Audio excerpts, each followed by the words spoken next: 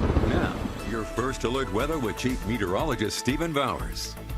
Well, if you watch the sun throughout the course of the year, you'll notice it drifts north and south throughout the sky. Right now it's drifting north, and tonight, 3:01 a.m., it's going to cross the equator, and that marks the vernal equinox, which is the official beginning of spring. So spring starts overnight tonight and into tomorrow. I've got to tell you, though, the winter has been awfully dry. We've only had just barely more than a quarter inch of precipitation at the Grand Junction Airport. We should be closer to half an inch. Snowfall-wise, back to July the 1st, we've had barely more than half an inch. We should be at 16 inches right now.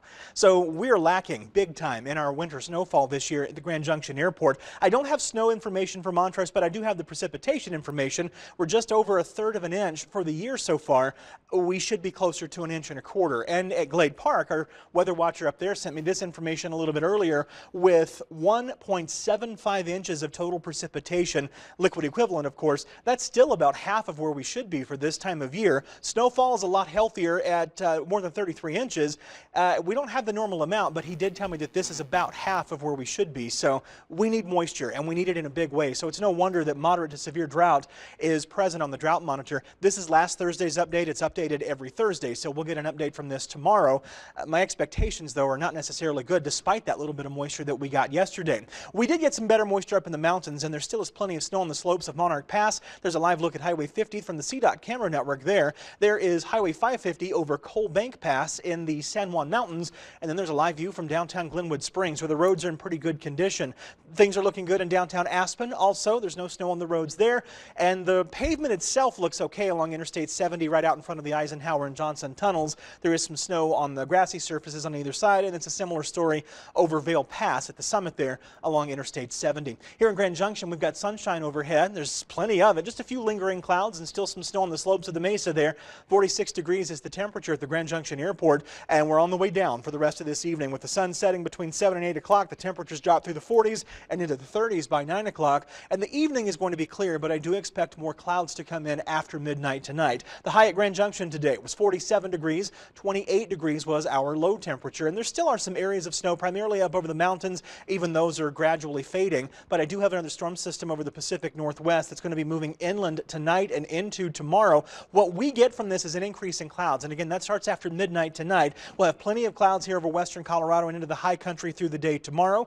There's noon. You notice a couple of little spots of snow are possible, but really we'll stay dry from this storm system. Then there's another storm system by close of tomorrow. There's 6 p.m. This is moving inland over the Pacific Northwest. This is also tracking east, but after that first one passes north of us, this next one comes in on Friday with some rain and snow, at least in spots over parts of Utah. So there we are at midnight going into the into the morning, I should say. No, that's into the afternoon. And there are those little spots of rain and snow that we talked about, and those can come in overnight Friday and into Saturday morning, but I don't expect that they're going to be all that widespread.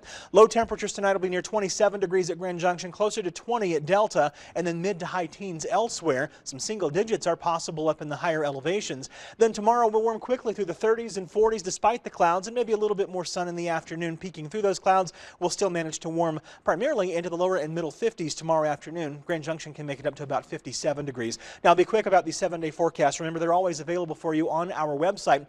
But look, we're still looking at some seasonable 50s tomorrow and Friday. Some warmer upper 50s and low to mid 60s are in the forecast come Saturday and Sunday, and then it's upper 60s to lower 70s for Monday area wide. You notice next week becomes sunny, and it also becomes warmer, and nearly everyone will likely be in the 70s by Tuesday, and Wednesday could be even warmer. In fact, some of us could be flirting with the 80-degree mark. And you notice there's no appreciable opportunity for any real moisture here. There is a small chance overnight Friday and into Saturday morning, as we mentioned, for maybe a spot of rain or high elevation snow, but even that is going to be somewhat scarce.